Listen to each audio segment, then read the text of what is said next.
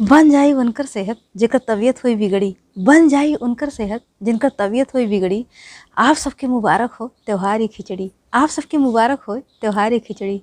धुंधा और तिल का लड्डू खा के खिचड़ी त्योहार ही मनावल जाला, धुंधा और तिल का लड्डू खा के खिचड़ी त्योहार ही मनावल जाला।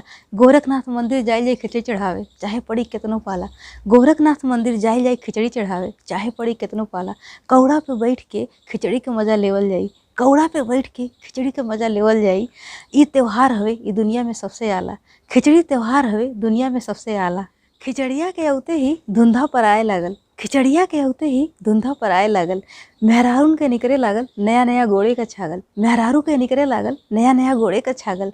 देख के सबके जोश से खिचड़ी के, देख के सबके जोश से खिचड़ी के।